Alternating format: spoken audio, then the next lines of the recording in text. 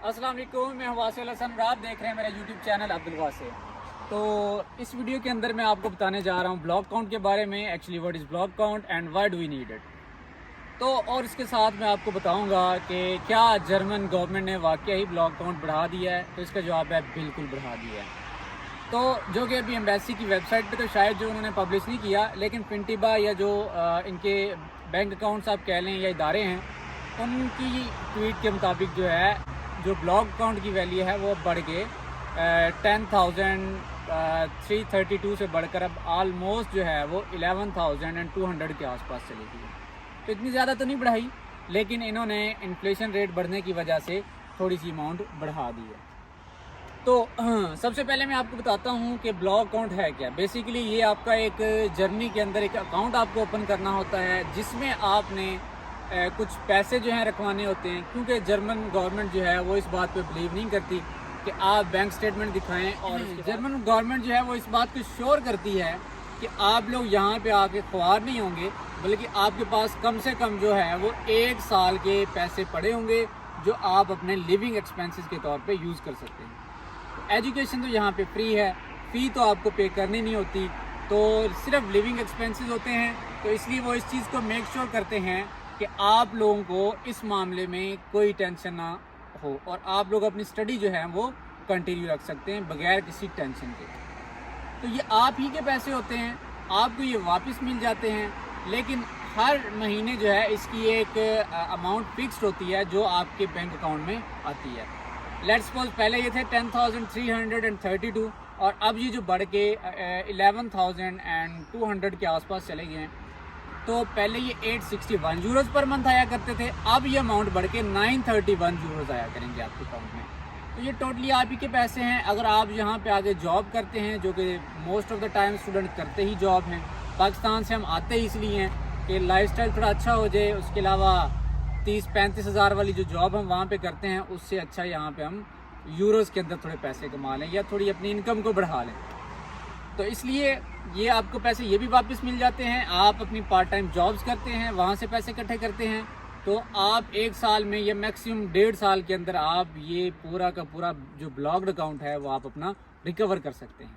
और मज़े की आपको बात बताता हूँ कि मेरा एक दोस्त है, उसने सिर्फ 5 माह के अंदर अपने घर सारे ब्लॉक्ड अकाउंट जो है उसके पैसे रिटर्न कर दिए थे, भेज दिए थे पाकिस्तान में।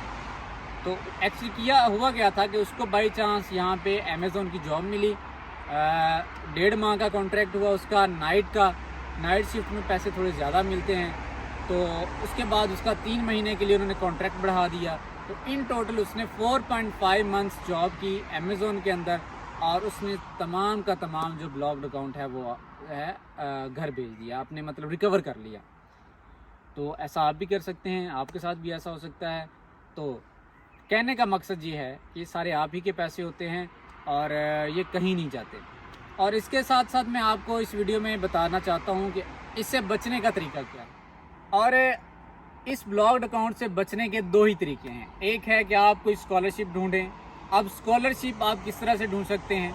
अब या तो एक इनकी जो मशहूर स्कॉलरशिप है DAAD.D वेबसाइट पे जाएं, वहाँ पे सर्च करें। और इसके लिए जो एक चीज़ है कि वो आपका एक्सपीरियंस रिक्वायर करते हैं, कम से कम 2 ईयर्स जो एक्सपीरियंस है वो चाहिए होता है। तो इसके ऊपर मैं एक अलग से वीडियो बनाऊंगा। मेरा एक दोस्त है जो डार्ट स्कॉलरशिप पे आया हुआ है और वो सोमालिया से है, लेकिन वो पूरा प्रोसीजर और सारा कैसे आप स्कॉलरशिप अप्लाई कर सकते हैं, रिक्वायरमेंट क्या है, वो सारी चीज़ें हम डिस्कस करेंगे। और कुछ स्कॉलरशिप ऐसी भी होती हैं जो यूनिवर्सिटीज़ अपनी पर्सनल कैपेसिटी में दे रही होती हैं। तो आपको करना है क्या है, हर यूनिवर्सिटी देखनी है और देखना है क्या वो फंड कर रही है प्रोग्राम को या नहीं कर रही। तो जैसे आपको मैं एग्जांपल देता हूँ कि जिस यूनिवर्सिटी में मैं पढ़ रहा हूँ, यहाँ पे एक प्रोग्राम है मास्टर्स इन फोटोनिक्स। तो यहाँ वो हर साल 10 से 12 स्टूडेंट्स को 850 यूरोज़ का स्कॉलरशिप देते हैं।